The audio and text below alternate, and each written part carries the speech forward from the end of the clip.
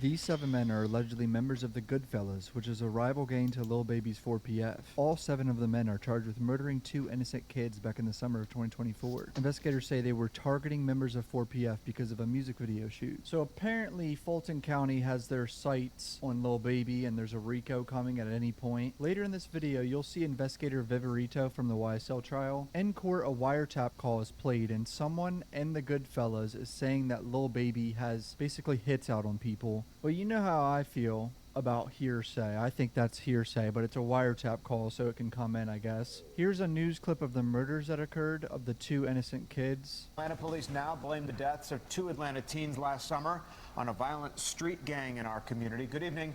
Thanks so much for joining us for Fox 5 News at 5. I'm Tom Haynes. I'm Courtney Bryant. Just hours ago, APD announced they now have charged 7 people with the murders. I mean, isn't this incredibly sad? These guys were targeting gang members and somehow managed to shoot 2 innocent kids at a birthday party. I think it was one of their birthdays. How f***ing stupid can you possibly be, dude? Investigators say 2 13-year-olds were innocent victims caught in a gang retaliation shooting while celebrating a birthday.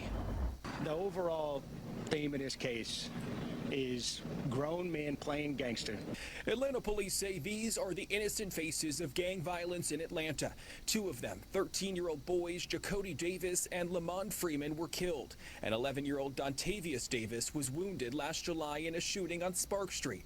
APD says Freeman was killed on his 13th birthday. Lamont Freeman was allowed to be a 13-year-old for 27 minutes before gang violence ultimately took his life. During an afternoon news conference, investigators blamed the deadly shooting on a local rapper. They said the attack was in retaliation for the rapper entering a rival gang's territory to film a music video. And that's the kicker right there. They're saying Lil Baby was filming a music video, apparently in his rival gang's territory, and the rival gang found out about it or something, saw it on social media, and shot 2 fucking kids. And they blame Lil Baby for this. In the subsequent days, we saw homicides and shootings, and ultimately the deaths of 2 children as a result of his cowardly actions, and you know who you are.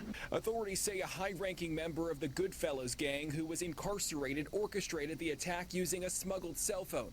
Following those instructions, the suspects opened fire at an apartment complex where the 3 young teens were gathered to celebrate Freeman's birthday. Police say they weren't the targets. These kids were innocent victims. So when we talk about the gang involvement, these 2 13-year-olds and this 11-year-old, they didn't have a gang involvement. Those arrested were identified as Keontae Sanders, Richard Hollis, Reginald Thomas, DeKeithion Mobley, Marcus Crawford, Tradon Crawford, and Allie Caldwell. The final 2 were arrested Tuesday.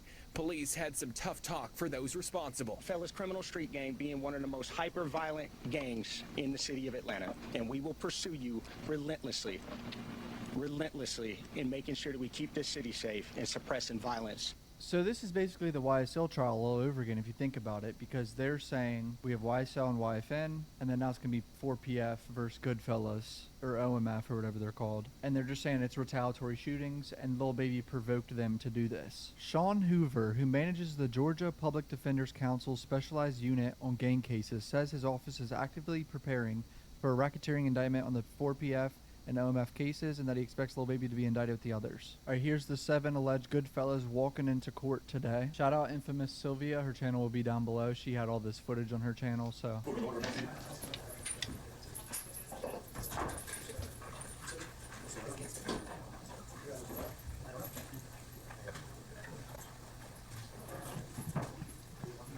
Yes, Your Honor, but before I do, Investigator Viverito has asked that I request that she not be filmed. Oh god, Abati's back. This is Abati right here from the YSL trial. Viverito doesn't want to be filmed, which is funny as shit because her face is literally everywhere. Young Thug tweeted out a picture of her today saying she's the biggest liar, so.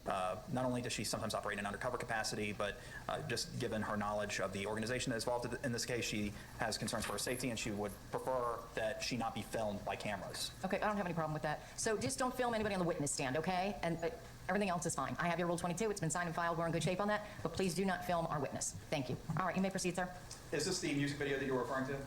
I'd have to see the title of it. Jay Shot Who Want Problems music video? Yes, that's the one I'm referring to. All right.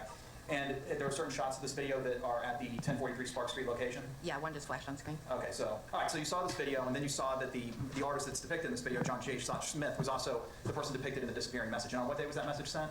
Sent on June 30th. I believe it was read on July 1st. So investigator Viverito, of course, bringing in music videos and shit. No surprise there. So now apparently she starts talking about wiretaps that Lil Baby's name comes up in. I haven't listened to him, so let's go. Mr. Sanders, the wiretap target, an unidentified gentleman that goes by the name Unk, or he's being referred to as Unk.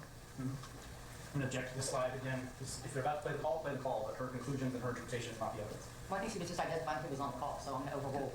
Go ahead. Oh, this judge sounds terrible already. Ew. Oh, what's up? Oh, what's going on? Man, them folks, like, come on, bro, you know what's finna go on. Like, how the hell you can, you know what I'm saying? Ain't even like that, man. Them folks got tickets on a lot of these folks, I'm telling you. So he said them folks got tickets on a lot of these folks or something like that. We just heard somebody say these folks got tickets on these people. We know what's going on. First of all, who was that said that about the tickets? Unk, the unidentified male that was being referred to as Unk. And he's speaking with Mr. Sanders. Correct. And what, in your experience, do you know what tickets are? A price on somebody's head. What do you mean by what do you mean on somebody's head? What is that? Like a bounty. Okay. To have them arrested? Harmed or killed. And who were they referring to in that portion of the call? They were saying that they had heard that Dominique Jones had tickets on a lot of people's heads. Lil Baby got tickets on people's heads. That's what Viverito's saying right now. Tickets on a lot of people's heads. Dominique Jones wanted to have people harmed. Correct. All right, moving on. You see way farther than what the young niggas. Yeah. So, you know, everybody been calling me. They been trying, like, that one ain't been telling nobody. They were like, I'm like, nah, look, I'm telling my little partner after he like, I'm like, nah, just chill. Like, when he dove over, I'm gonna show a nigga how to move on that shit. You know what I'm saying? Like, y'all just do what y'all do. Y'all do what y'all do. Just keep the pressure on. Nah, nigga gotta make that shit dead serious. You know what I'm saying? Then they were gonna get his attention, bro. Like, all that frivolous ass shit, that shit ain't gonna get his attention. Nah, hell no, you gotta do something to get his attention, bro. You gotta send a motherfucker hit weight for real, for real. Yep. Who was that speaking that said all that right there? Mr. Sanders. All right. And given the other calls that you had heard during this wiretap, what was he referring to there? He was referring to the violence that was taking place back and forth between the two sides. Okay. Only him. And I'm finna tell you something I just got whooped for too, right? I'm for me finna pick somebody up about them two little boys in Oakland City.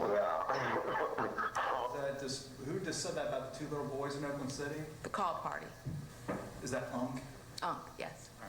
Little boys in Oakland City. I don't know that about that. I believe it was another unknown, unidentified male that we're unable to identify, and Mr. Sanders. But you know, Lee saying he's trying to lead every day. He calling me like, hey, look, bro, I'm trying to spin. You know what I'm saying? So he on right. You know what I'm saying? Who was that who made the remark about trying to spin? Told ass nigga, I'm Mr. trying to Sanders said that spin. Lee calls him every day saying he's trying to spin, he's trying to spin. Lee, who's that? Ali Caldwell. Okay. Objection, speculation. If I may ask further questions, Your Honor, to clarify. All right, just hold on one second.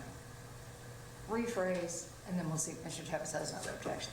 Were you, during your investigation, did you ever determine or identify anyone that went by the moniker Lee? Yes, And who was that? Mr. Ali Caldwell. Did you find anybody else that went by that moniker? No, All right, that's an associate of the people that were involved in the Somath gang. no. Okay, and how did you determine that Mr. Caldwell, Ali Caldwell, went by the moniker Lee? I've known that for a long time, but during the course of this investigation, we'll later listen to a call where Mr. Sanders calls Ali Caldwell and tells him that here people were trying to do things to Lee. And that's referenced after he says, I'm going to make a call to handle it. He calls the person and tells them, you're not going to touch Lee, in reference to Ali Caldwell. So we knew that that's how he would refer to Ali Caldwell. So you'd actually heard a conversation between the two men where Ali Caldwell was referenced by the moniker Lee. Right, and Mr. Sanders referencing with other people the name Lee in reference to Ali Caldwell. Mr. Sanders said that he spoke with Lee every day and Lee was trying to spin. Correct. What does that trying to spin? Objections, calls for speculation. No, she's been qualified as a gang expert. She can answer. Judge, there's no even foundation. This is a gang term. I mean, what we're getting is a slide where the state and the witness have clearly gotten together to talk about what she's going to testify to, and everything we've heard so far is speculation. If they want to play the calls, We can continue this 20 more times and listen to the calls, but she can't get up here and say what these people are talking about, and that this person, Lee, means this person who's sitting at the table. That is speculation. It's nothing to do with her gang expertise. Well, Your Honor, I did play the call, and we heard the spin. That has nothing to do with the That's slide. the evidence. She's been qualified as gang expert. She can say if she thinks that's a term used by the gang. She's already said she believes it's your client on the call. So I'm going to allow her to answer the question. Y'all hear that? That was insufferable. The judge just basically said, she's qualified as a gang expert. She can say what that means. All right, go on, Investigator Viverito. What does trying to spin mean? Shoot something, or they'll say, I feel like I want to spin, meaning to go shoot up a location, or spin the block, meaning to go shoot a location or a series of locations. Okay. We had a lot of success with looking through Instagram records where people would provide their phone numbers. We had a bunch of law enforcement resources that we could use to find subscriber information for who belongs to a certain phone number, and based on some of the context of some of the calls, also in real time observing people doing surveillance, say, hey, I'm doing this, and putting eyes on them doing it. What was Mr. Ali Caldwell's Instagram moniker? I'm Just Lee. Okay, and how do you spell that? IMJUSLEE. And the phone number that he provided, that he transmitted to that female, was 404-906-6297? Yes, that's one of the numbers associated with Mr. Caldwell. So here's two of the Goodfella guys messaging each other on Instagram, and one of them's asking for a number of the other one.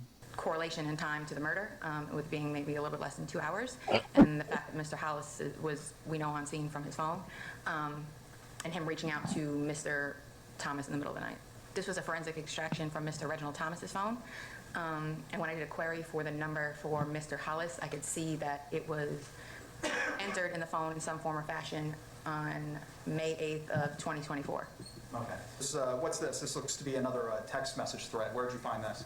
I believe I got this from Mr. Caldwell's forensic phone extraction, and this came through the Telegram messaging program. What's Telegram? It's typically what is believed to be an encrypted messaging program that, from my experience, especially with this investigation, when people don't want their conversations intercepted, they will, specifically on the wiretap, they'll say, let's take it. So they got their Telegram messages. I've never heard of Telegram, but apparently people try to use it because they think it's encrypted, I guess. Is it possible to obtain records directly from Telegram? It's difficult. I've never done it before. Okay. Mr. Sanders sends Mr. Caldwell a photo and says, this one of them, and I recognize the photo to be of a gentleman named Elijah Payton, and Mr. Caldwell says, okay. Who's Elijah Payton? He is a member of 4PF, again, close with the gang's leader, Dominic Jones, and also close with John Smith. Wow. Viverito just said, sent a picture saying this is him, basically saying this is one of the targets we want. That's what she's saying. And it's a guy that's 4PF and friends with Lil Baby. That his device was in the area that was the same Niggas tower that is services sloppy, 1043 Spark Street, consistent with the messages that I was seeing saying that he was out there. So they're trying to say Elijah Payton niggas is was the stupid. target, but then the two boys got killed instead. He's unable to be located at this time. Goofy. All right, slide 23. Who's depicted here? That's Elijah Payton with the gang's leader, Dominic Jones, in a historical photo that was taken at the crime scene, and that's Elijah Payton's driver's license photo. Wow. I mean, this is Lil Baby and Elijah Payton, apparently, at the crime scene. I guess the music video shoot. Okay, so is that Dominic Jones there on the left? He'll be on the right, and Mr. Payton is on the left in the tie-dye t-shirt. I could see that when we started looking in some of the vehicles that Detective Hulse had located and identified, that leaving consistent, the LPRs or license plate readers consistent with a route you would take back, leaving the candlelight vigil. The rental car that Mr. Traydon Crawford was in possession of that night hit an LPR, I believe it was MLK Jr. Drive eastbound at Hamilton E. Homes, and then 5 minutes later, you'll see the white Nissan Maxima used in the homicide hit that same LPR about 5 minutes afterwards. So LPRs is how they track this fucking car around that did the murder. You can't be driving around with a license plate that's somehow linked to you. She just had a rental car, I think. Comment down below what you boys think. Lil Baby might be cooked, sadly. It's looking that way. Well, he could obviously go to trial like thug, but I'm saying he's gonna be locked up for a year or two handling that bullshit if he does. And if there's evidence of him talking to people or text message, they're gonna put anything on Lil Baby, dude. Yeah, that's fucked, boy. It's not worth the kids. That shit is for the birds, bro.